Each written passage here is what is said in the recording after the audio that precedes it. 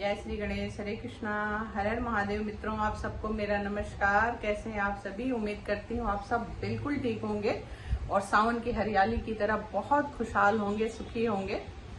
मित्रों, आज सीधे टॉपिक पे आते हैं। हम लोग कुछ देर की चर्चा करेंगे, हम सब मिलकर आपस में। ये सिर्फ चर्चा इस विषय पर है कि महादेव सदैव अपने त्रिशूल को बीच में ही क्यों पकड़े रहते हैं। कभी हम लोगों ने उनको त्रिशूल को ऊपर या नीचे या कहीं इधर उधर पकड़ते हुए नहीं देखा। सिर्फ एक उनका पकड़ने का है, बीच में पकड़े रहते हैं। यदि हम लोग अपवाद के तौर पे एक उग्र रूप को छोड़ दें तो हमेशा महादेव शांत रहते हैं, हमेशा अपने बैलेंस को बनाए हुए त्रिशूल को पकड़े रहते हैं। ये हमें शायद ये दिखाता है कि हमें किस तरीके से इस जीवन में बैलेंस बनाकर रखना चाहिए। त्रिशूल का एक सिरा जमीन के नीचे रहता है अर्थ की तरफ और दूसरा सिरा आसमान की तरफ, और बीच में महादेव का हाथ मिडिल में, यानी बीच में है हम लोग, हम जीव। महादेव शायद हमें शिक्षा देते हैं कि जिस तरीके से आपका ये जीवन हुआ है ये बहुत सर्वोत्तम है। अपने जीवन को आप सदैव बैलेंस बनाकर रखें, परमात्मा का स्मरण करते रहें। शायद 5 तत्व जो हमारे कहे गए हैं, धरती, गगन, जल, अग्नि, वायु। हमारा जो पैर है वो सदैव धरती की तरफ रहता है, धरती पर रहता है। और महादेव शिक्षा देते हैं कि सदैव बैलेंस बना के रखो, जमीन पकड़ के रहो। और हमारा सर सदैव आसमान की तरफ रहता है। शायद ये शिक्षा है कि बड़ा सोचो, बड़ा सोचो, बड़ा करो, खुले दिमाग के बनो, नकारात्मकता से निकलकर सिर्फ सकारात्मक विचार रखो, सकारात्मक सोच रखो।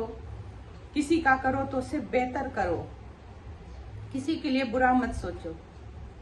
वायु जो हम लोग श्वास लेते हैं, जिससे हम लोग जिंदा हैं, यही हमारे जीने का एक सबसे बड़ा प्रूफ है कि हम श्वास ले रहे हैं। ये वायु नहीं होगा तो हमारा दम घुट जाएगा। हमारे अंदर अग्नि, जिसको हम लोग जठराग्नि बोलते हैं, वो अग्नि यदि हमारे अंदर नहीं होगी तो हम कुछ भी हजम नहीं कर सकते हैं, कुछ भी पचा नहीं सकते हैं। हम अस्वस्थ हो जाएंगे, बीमार कहलाएंगे। और वो जल जो शायद सबसे अहम है, हम सब के शरीर में सबसे ज्यादा मात्रा में जल है। उस जल को हम जितना शांत रखेंगे, उस जल को जितना बैलेंस रखेंगे, वो हर तरफ काम करेगा। हमें संतुलित आहार लेना चाहिए, संतुलित रहना चाहिए। इसीलिए शायद ये 5 तत्व हैं। धरती पर पैर जमा कर रखो, बड़ा सोचो, अच्छे से संतुलित आहार लो, खुल के श्वास लो, खुल के जियो। क्योंकि हम आए हैं इस धरती पर और जाना भी है इस धरती में। वहां अग्नि ही अपना सबसे बड़ा रोल अदा करेगी। तो इन सब को जानते और समझते हुए हमें किस तरीके से अपने आप को संतुलित करते हुए और किस तरीके से अपने विचारों को सकारात्मक रखते हुए इस जीवन को जीना चाहिए, यही महादेव हमें शिक्षा देते हैं।